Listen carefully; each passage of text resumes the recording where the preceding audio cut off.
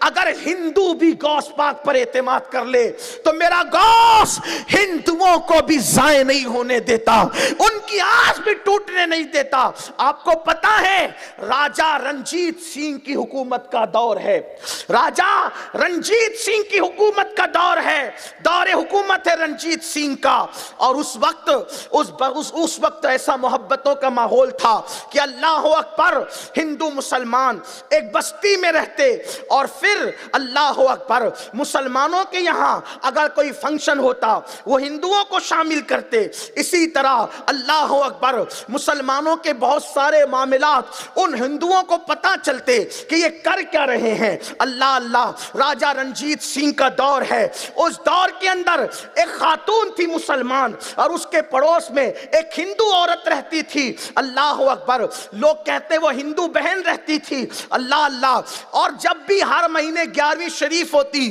تو 11ویں میں وہ خاتون اپنی اس ہندو سہیلی کو، پڑوسن کو وہ جو ہے شامل کرتی، تو وہ بہن پوچھتی کہ آخر یہ 11ویں کیا ہے، تو اس مسلمان عورت اس کو بتاتی کہ ہمارے بڑے پیر صاحب ہیں، بغداد کے تاجدار، ولیوں کے سلطان، جنہوں نے مردے زندہ کیے، یہ کیا وہ کیا، ساری چیزیں۔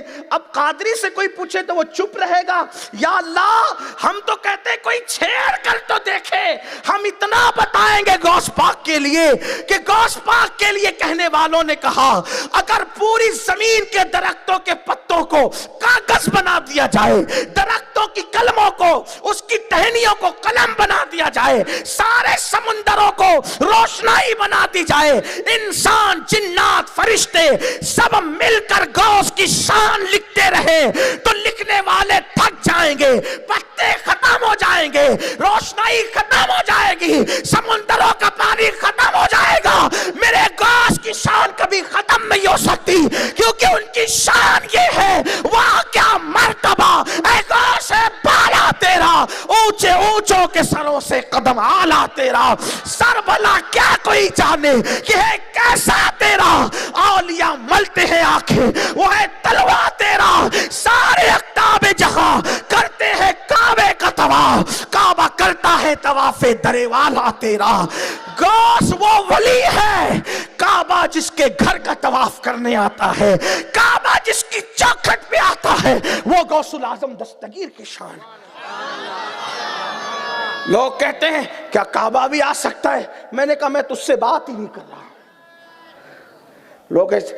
یہ لوگ کس سے گڑتے ہیں اپنے غوث کے لیے؟ میں نے کہا تجھ سے کوئی بات ہی نہیں ہے، اس لیے کہ یہاں تو اہل محبت سے بات ہے۔ جب ہم کہتے ہیں نا کعبہ طواف کرتا ہے غوث کی چوکھٹ کا، لوگ کہتے ہیں ایسا ہو سکتا ہے، محبت والے کہتے ہیں اس سے بڑی بات ہو سکتی ہے، اس سے بڑی بات ہو سکتی ہے۔ ہاں، ارے غوث تو غوث ہے۔ جب رابعہ بصری کے استقبال کے لیے کعبہ آتا ہے، کجا رابعہ کجا غوث العظم دستگیر، کیا فرق ہے نا، زمین آسمان کا فرق ہے۔ رابعہ بہت بڑی خاتون ہے، لوگوں نے ان کو عادی قلندر کہا ہے، لیکن ہم کہتے ہیں میرے غوث نے، میرے امام نے کہا، کیا کہا پتہ ہے؟ امام کہتے ہیں سر بھلا کیا کوئی جانے کے ہے کیسا تیرا، اولیاء ملتے ہیں آنکھیں، کیسے ملتے ہیں؟ اولیاء ملتے ہیں آنکھیں کیسے؟ وہ ہے تلوہ تیرا، جس کے تلوے سے ولی آنکھیں ملے وہ غوث پاک ہے نا۔ لوگ ان کو ذرا سمجھے تو سے، غوث اعظم کا نام لیتے لیتے لوگ ولی ہو گئے۔ حضور محدث اعظم کچوچوی نے فرمایا تھا، سرکار محدث اعظم کچوچوی فرماتے ہیں یا غوث کہتے کہتے ہو جاتے ہیں غوث، خواجگی مل جاتی ہے خواجہ کا دم بھر کے تو دیکھ، کوئی دل سے پکارے نا۔ بہرحال تو وہ جو ہندو خاتون تھی جو پڑوس میں رہتی تھی، وہ پوچھتی تھی یہ بڑے پیر کون ہے، تو انہوں نے بتایا کہ وہ حسنی حسینی میرے نبی کی آل ہے، یہ ہے، مردے زندہ کرتے ہیں، مدد کرتے ہیں، وغیرہ وغیرہ۔ تو اس خاتون نے اپنے پڑوس کی ہندو اس کی سہیلی کو بتایا کہ ہمارے بڑے پیر ایسے ہیں۔ اب میں بڑے پیر کو بتاؤں تو میرے بڑے پیر تو بہت بڑے پیر ہیں، بلکہ حضرت خواجہ خضر کہتے ہیں، خضر علیہ السلام کہتے ہیں عبد القادر جیسا ولی نہ ان سے پہلے پیدا ہوا نہ قیامت تک ان کے بعد پیدا ہو سکتا۔ ولی لوگ جھاڑو دیتے ہیں ان کی چوکھٹ پہ، میں اپنی طرف سے نہیں کہہ رہا ہوں، بہجت الاسرار اٹھا کے دیکھیں، قلائد الجواہر اٹھا کر دیکھیں، تفریح الخاطر اٹھا کے دیکھیں، صرف ان کی چوکھٹ پہ جھاڑو دینے سے بھی کوئی ولی بنا، ان کی چوکھٹ چومنے سے بھی کوئی ولی بنا۔ میرے عزیز چیز کو ہے تو ہائے ہائے کیسا رنگ چڑھا ہے 11ویں کا، جب کرو 11ویں، جب کرو 11ویں، جب کرو 11ویں، اور جو 11ویں کرتا ہے محروم نہیں رہتا۔ مجھ سے بہت لوگوں نے کہا پریشان ہے کیا کریں، میں نے کہا 11ویں کر، ہاں کر کے دیکھ لو نا کر کے، ہاتھ کنگن کو آرسی کیا ہے، لیکن یاد رکھنا یقین سے کرنا، تاجر والی مات کرنا 11ویں، غلاموں والی کرنا۔ ہاں غلاموں والی کیا ہوتی ہے اور تاجر والی کیا ہوتی ہے؟ تاجر والی ہوتی کہ میں نے یہ کیا تو ادھر سے ہی آئے گا، نہ ہم نے یہ کیا، اب آپ صرف قبول کر لیں آپ کا احسان ہے بس، پھر دیکھنا کرم کیسے ہوتا۔ وہ 11ویں کرتی تھی ہر مہینہ، اور وہ ہندو اس کی سہیلی آتی تھی تو وہ بتاتی رہتی تھی، اس کے دل میں بھی غوث پاک کی محبت پیدا ہوگی۔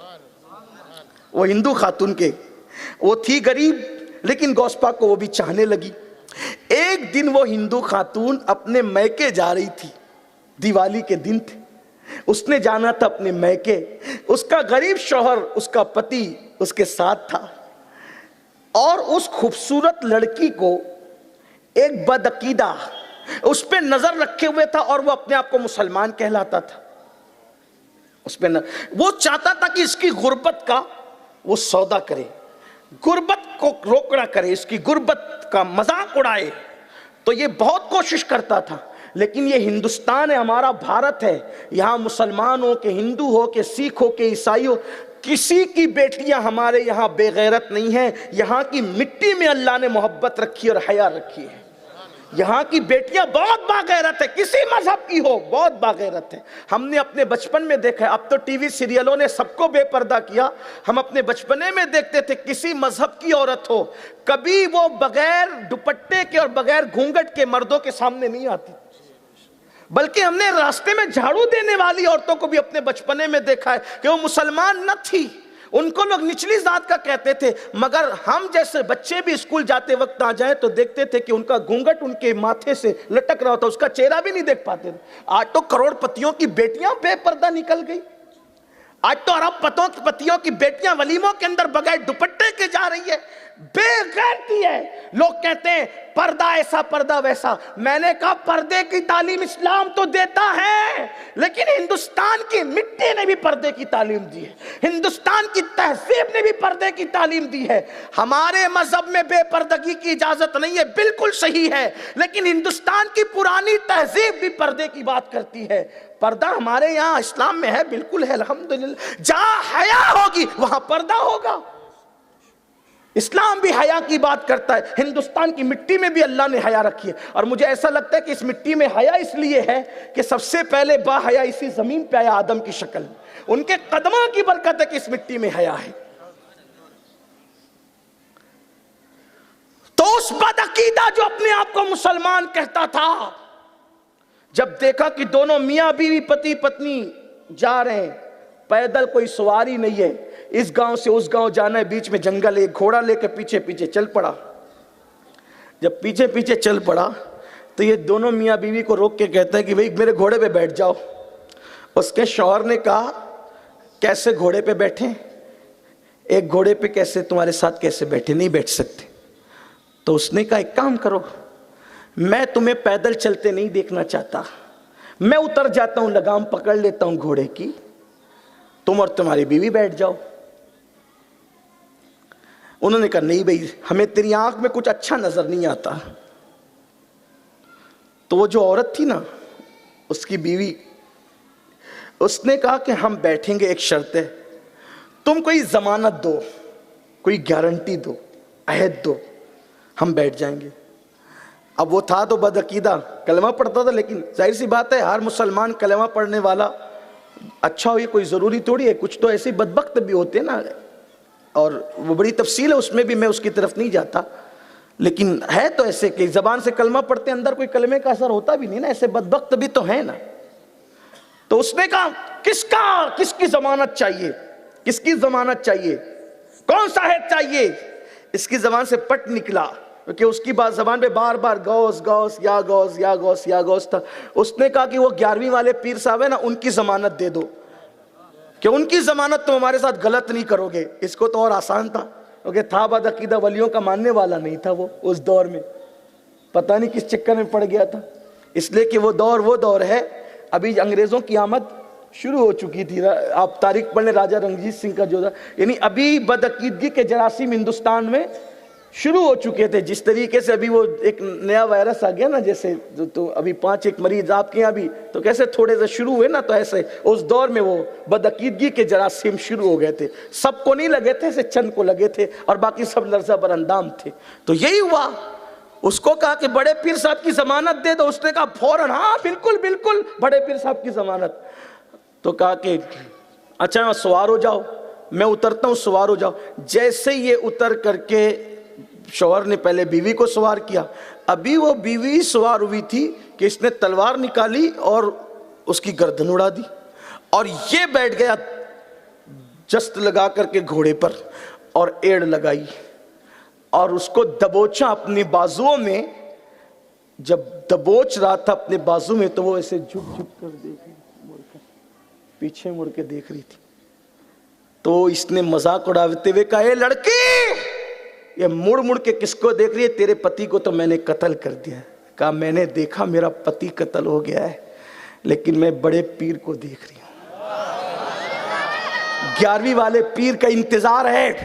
تو نے کہا تھا نا میں ان کی ضمانت دیتا ہوں، جس کی ضمانت دی ہے وہ بچانے کے لیے ضرور آئے ہے۔ اور ایک نقاب پوش تلوار نکالتا ہے، اور تلوار نکال کر کے اس کی گردن اڑاتا ہے۔ وہ جو کہہ رہا تھا نا وہ تو مر کے گھر چکے ہیں، وہ تو مر کے ختم ہو چکے ہیں، میں کہتا ہوں یقین ہو تو کوئی آج بھی میرے غوث کو مدد کرتا ہوا پا سکتا ہے۔ اللہ اکبر۔ کسی کہنے والے نے کہا تھا کہ یہ ادائے دل نوازی کوئی میرے دل سے پوچھے، یہ ادائے دستگیری کوئی میرے دل سے پوچھے، وہی آ گئے مدد کو میں نے جب جہاں پکارا، وہی آ گئے مدد کو میں نے جب جہاں پکارا۔ شیخ عبدالحق محدث دہلوی کہتے ہیں کہ غوث پاک آج بھی اپنی قبر سے زندوں کی طرح تصرف کرتے ہیں۔ غوث پاک نے فرمایا میں مشرق میں رہوں اور میرا مرید مغرب میں رہے، اور وہ گر رہا ہو ٹھوکر کھا کے، تو میں اس کا ہاتھ پکڑ کر اس کو بچا لیا کرتا ہوں۔ اس کا سطر کھل رہا ہے تو میں اس کے سطر کو ڈھانپ دیا کرتا ہوں۔ اللہ اکبر۔ آج بھی وہ مدد کرتے ہیں، ان کی امداد آج بھی ہے۔ کوئی سچے دل سے پکار کر تو دیکھے، میرے لب پہ رات دن ہے، تیرا نام غوث اعظم تیرے ذکر سے بنے ہیں، میرے کام غوث اعظم میرے راستے میں آ کے کوئی مشکلیں نہ ٹھہری، میرے کام آ گیا ہے تیرا نام غوث اعظم۔ اللہ اکبر۔ تو جب اس خاتون نے دیکھا نقاب پوش آئے، گھوڑا روک لیا گیا، ایک نقاب پوش نے اٹھایا، گردن اڑا دی، گردن اڑائی۔ اس خاتون سے کہا بیٹی کیا چاہتی ہے؟ اس نے کسی کو پہچانا تو نہیں، لیکن کہتی ہے میرا تو سہاگ ہی اجڑ گیا۔ پھر وہ گھوڑا لے کر، وہ تلوار لے کر جس سے خون ٹپک رہا تھا، وہ لاش کے قریب آئے، اور ایک نقاب پوش نے جو ہے وہ گردن اور جسم کو جوڑ دیا اور کہا کم باذن اللہ، زندہ زندہ ہو گیا۔ اس خاتون نے کہا اے نقاب پوشو ذرا بتاؤ نا کون ہو؟ تو جب نقاب الٹا گیا تو ایک تو اسی گاؤں کے کتب تھے جو مجذوب بن کر کے بیٹھے تھے، اور دوسرے میرے اور تمہارے پیر سرکار عبد القادر جیلانی۔